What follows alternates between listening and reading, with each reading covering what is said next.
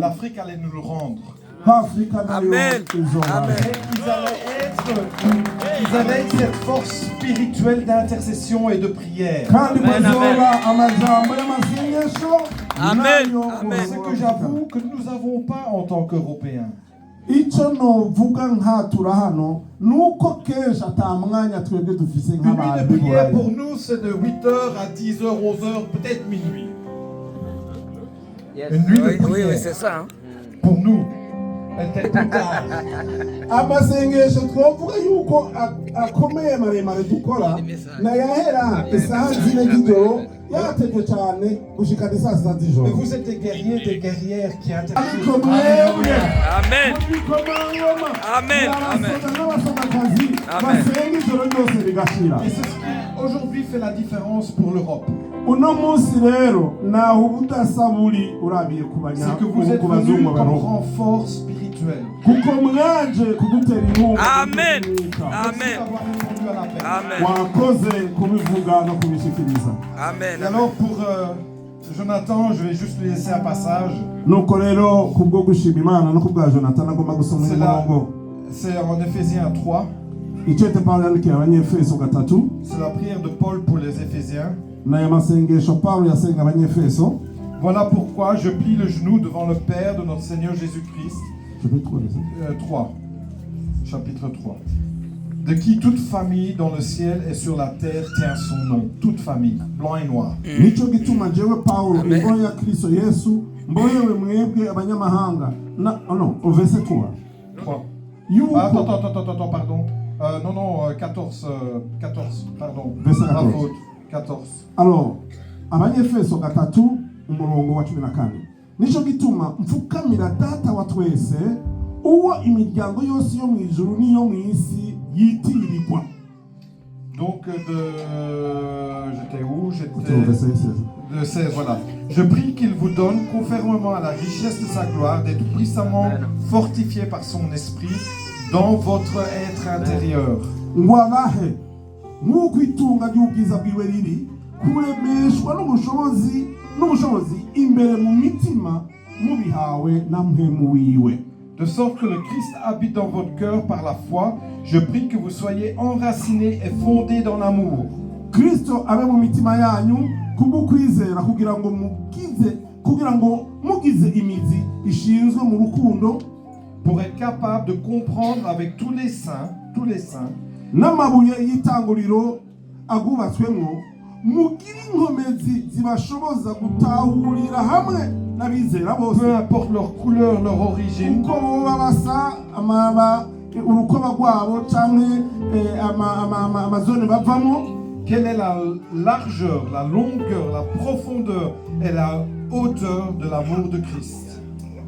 hamwe n'abera bose uburebure ubwaguke n'ubw'amakika n'ubw'igihagararo n'ubw'amajepfo ubwo ari bwo. Et de connaître cet amour qui surpasse toute connaissance, mumenye urukundo rwa Kristo ruruta uko rwomenywa, afin que vous soyez remplis de toute la plénitude de Christ. ngo mubone kunengeserezwa mushitse ku kunengesera kw'Imana Et ici kose. c'est le verset clé. Haniho hari umurongo ukomeye kandi mwese mbasigiye. C'est le passage que j'ai envoyé à tous nos pasteurs en début d'année. n'amajambo narungikiye abapasiteri bose dukorana mu ntangiriro y'umwaka turimo. À celui qui peut faire n'ukwishobora gukora par la puissance qui agit en nous ibirengeye cyane ibyo dusaba, infiniment plus ibirengeye cyane ibyo dusaba n'ibyo twiyumvira byose, que tout ce que nous demandons ou pensons même. nk'uko ubushobozi bwayo budukoreramo buri.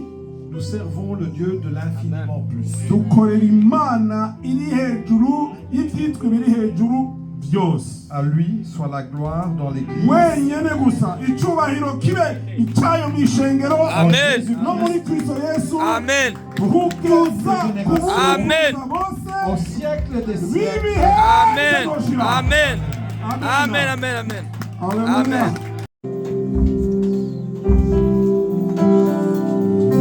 Alléluia. Nous allons laisser le pasteur David lorsqu'il va lire ces mots et ne manquez pas de prier pour Jonathan. Namishengero mumusengera umuntu wese yizeye ashigikira igikorwa c'Imana.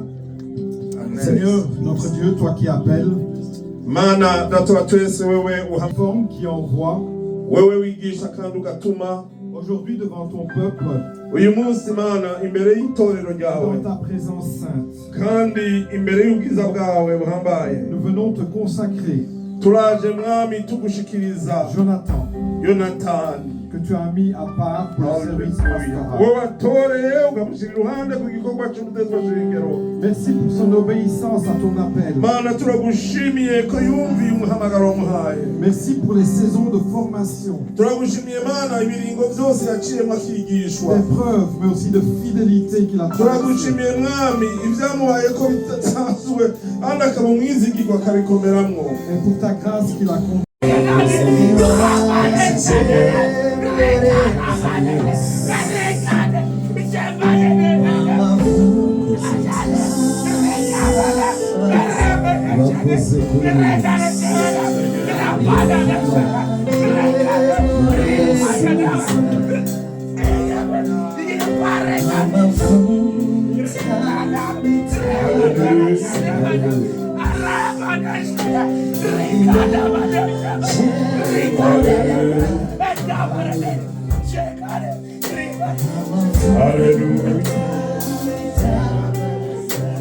Hallelujah.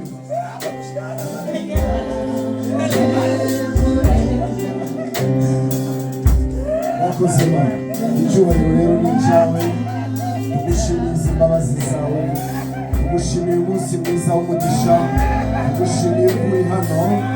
Jonathan uramuzi mwami, turamugutuye Yesu, turamukumurikiye umwana wawe, turamukumurikiye mu isi ya Yesu.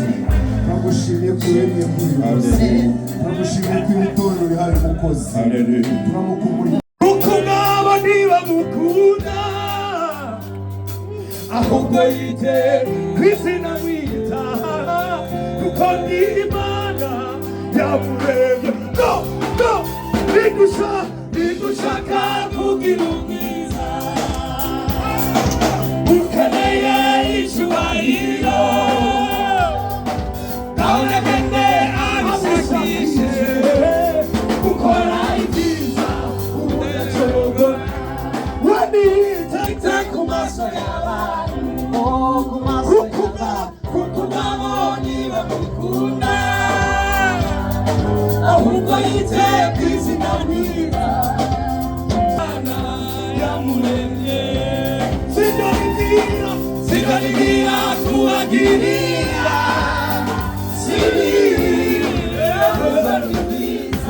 kugira ngo mbare mu mutima ibizana ndabakunda.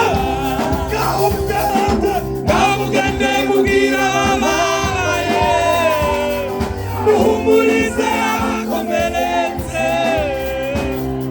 mubabwire base barebe dufite Imana itagihinduka. Iyo yadusatse ntigaragura, ifata idukuramo,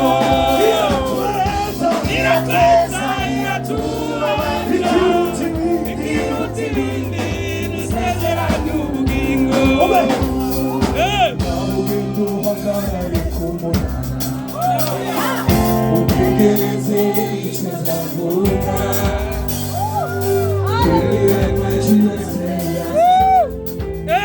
uhore witoza gukiranuka,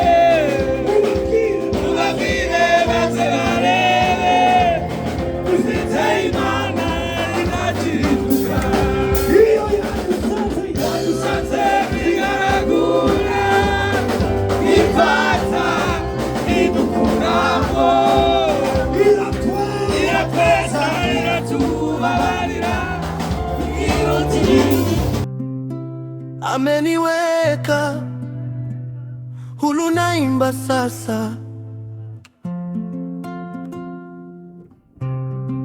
Haleluya kwa kazi kubwa Yesu Kristo aliyoifanya kwetu nyumbani.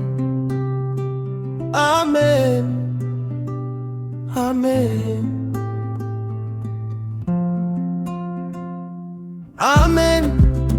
Ndiyo maana Yesu alinitoa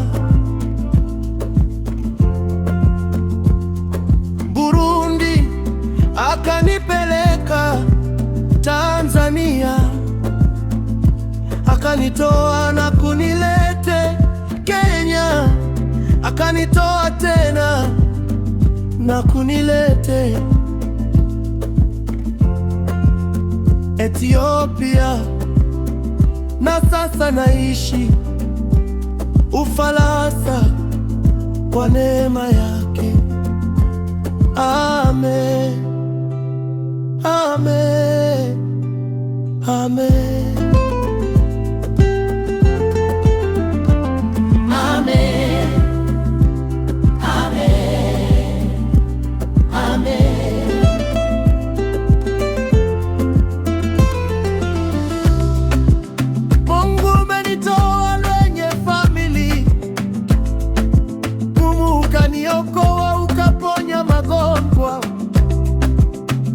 Watoto wangu na mibia pia umeniponya uvimbe kwenye hii,